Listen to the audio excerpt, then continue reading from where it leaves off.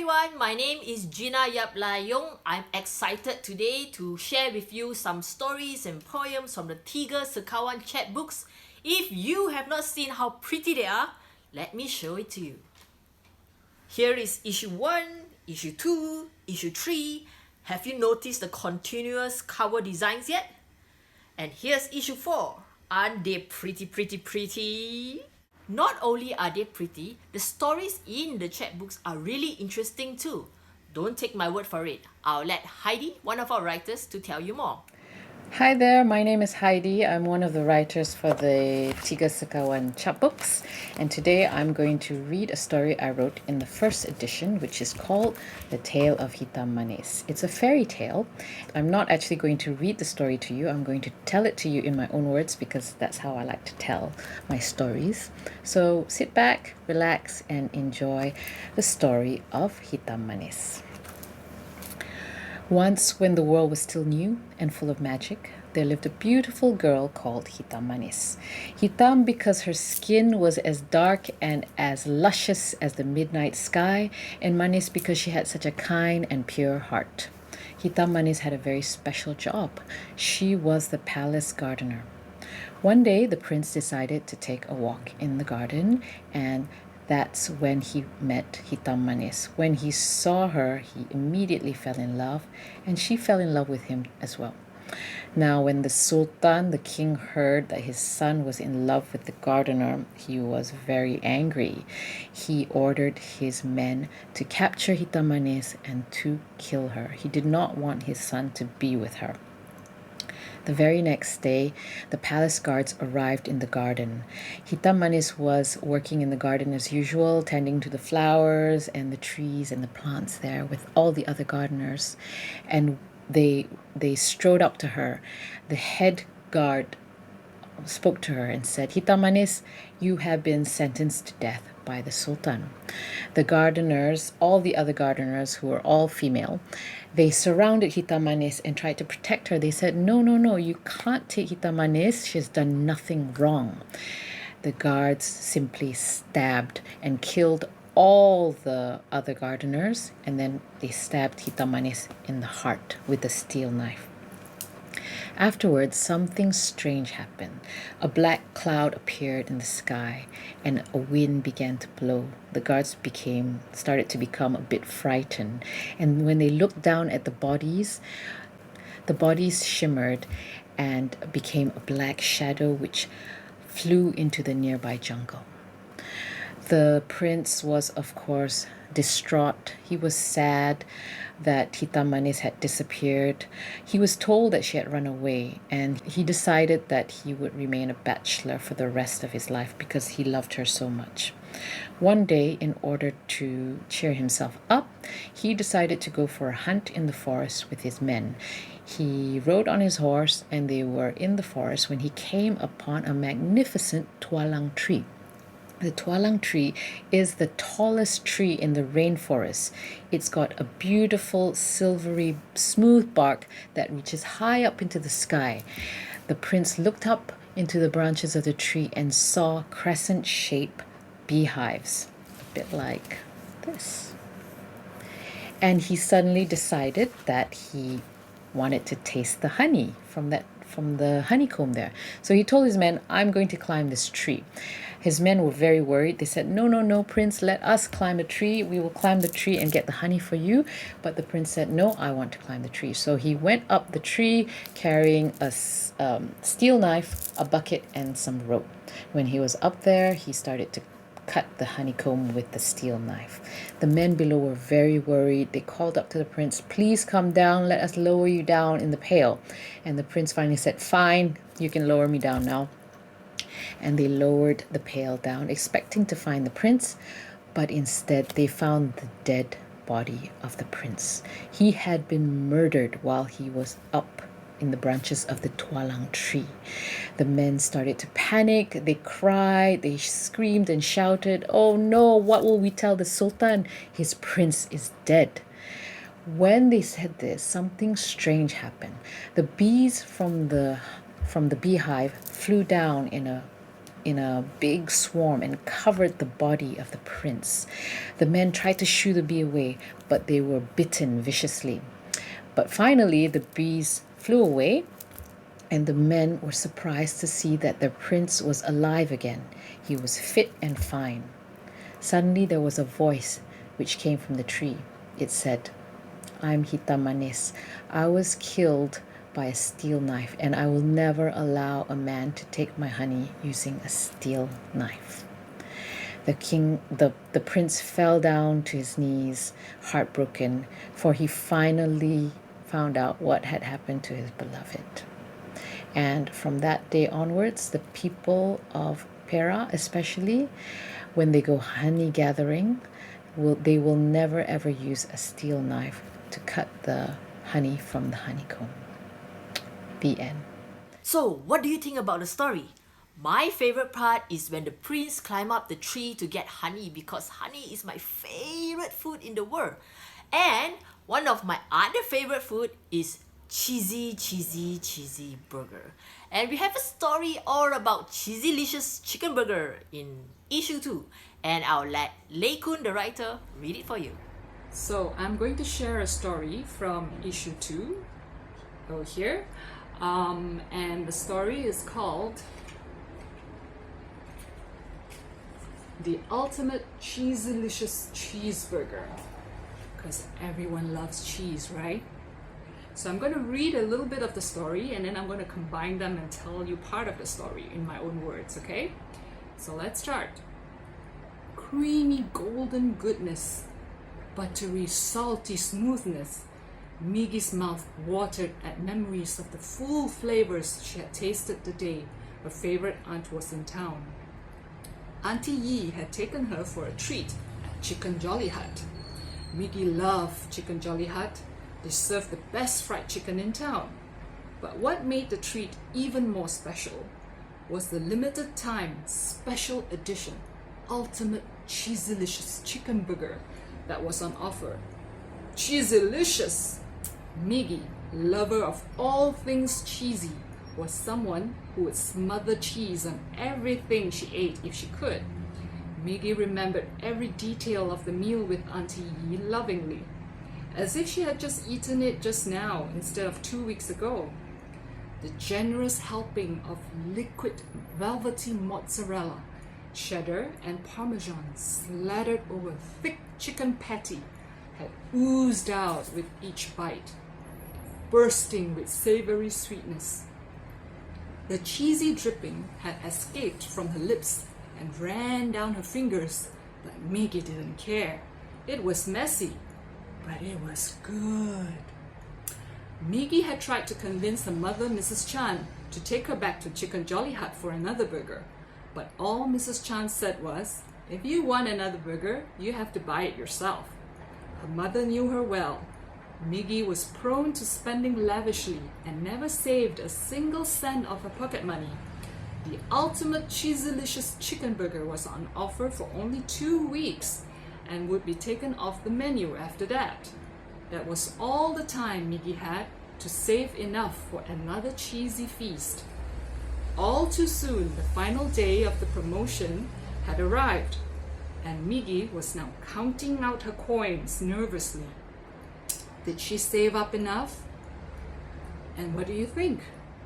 When Miggy counted out her money, she had a total of, 9 ringgit and 80 cents. The burger only cost 8 ringgit. That means she had another ringgit and 80 cents extra to buy a drink even. So Miggy was really happy. So she ran to the living room and told her mom, Mom, I saved enough for an ultimate cheesy-licious chicken burger."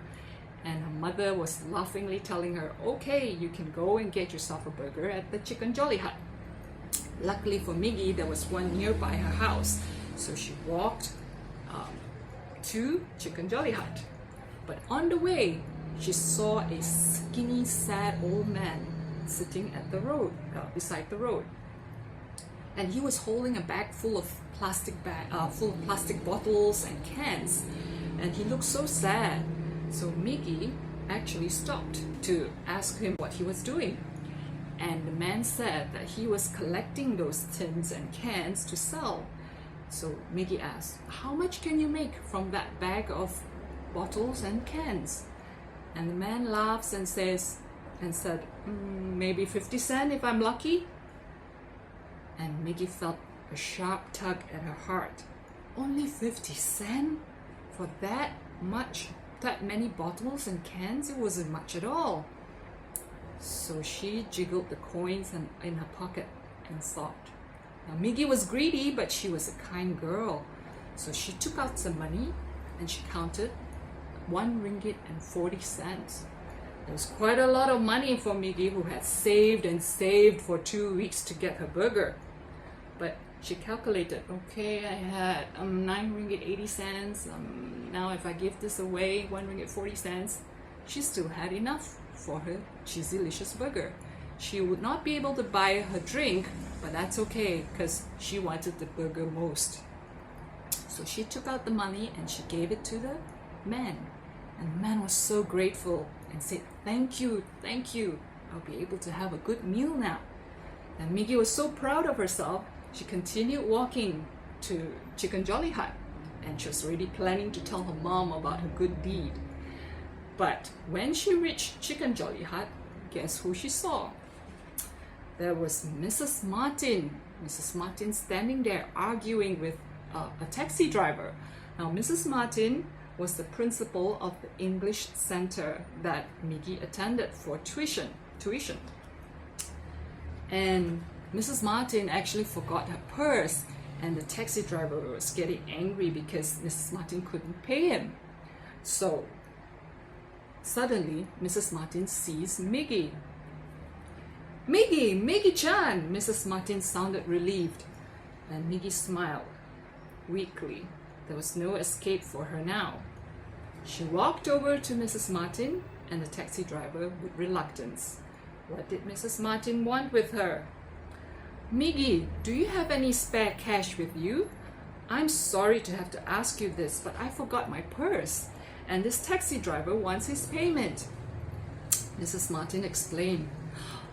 Miggy was taken aback. Mrs. Martin wants her money.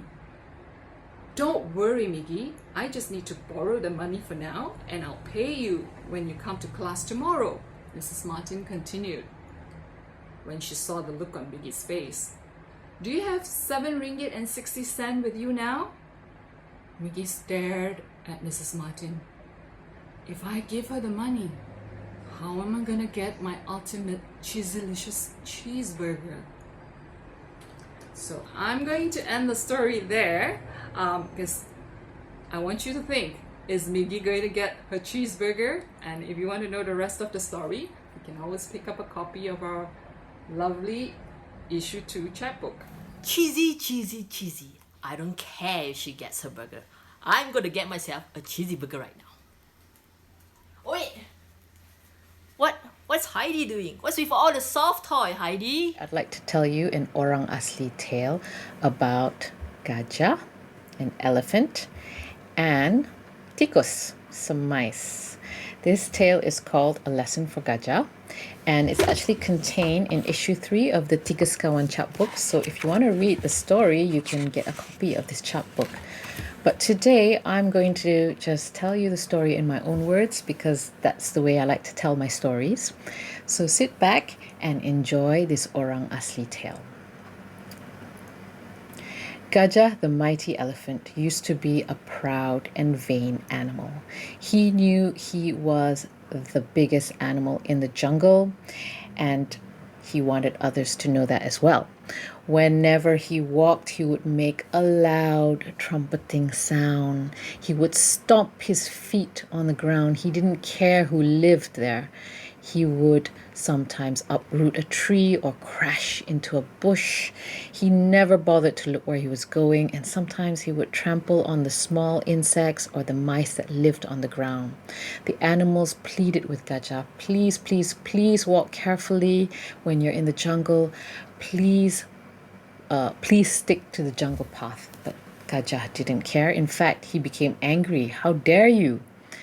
I am the king of the jungle. You should be the one looking out for me. Why should I look out for you?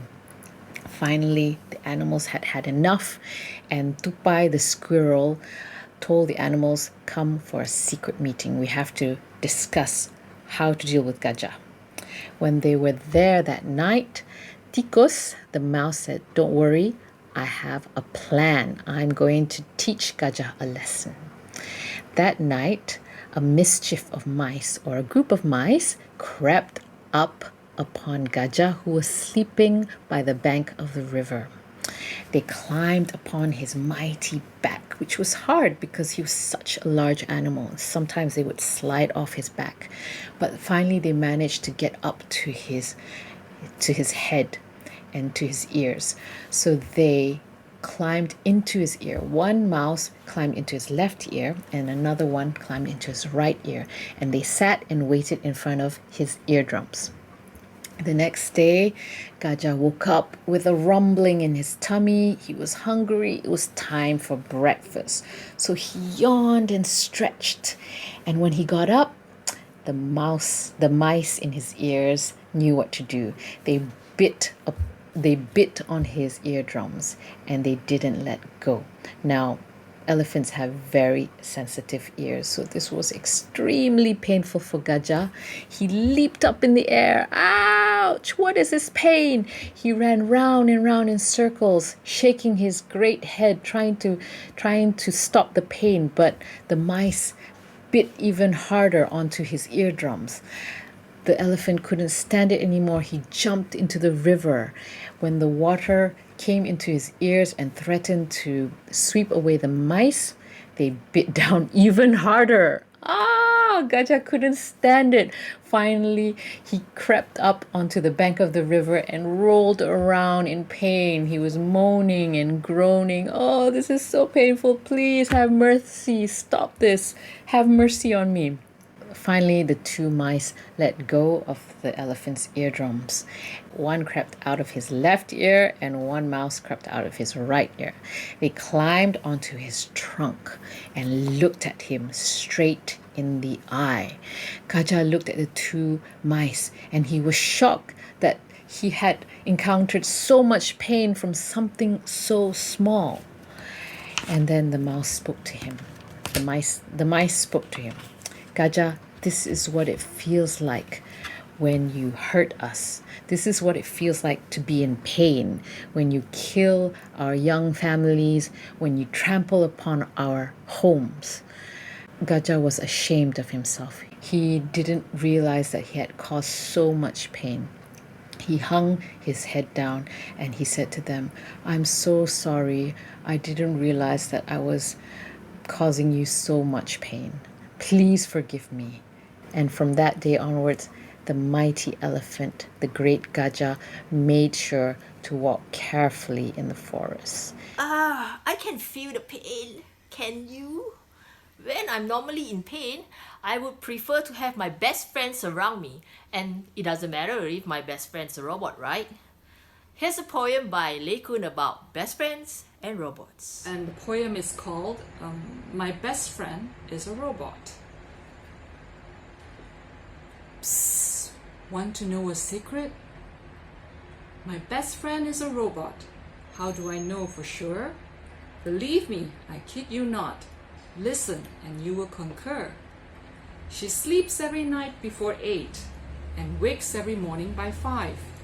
There's never a day that she's late. Can you do that if you're alive?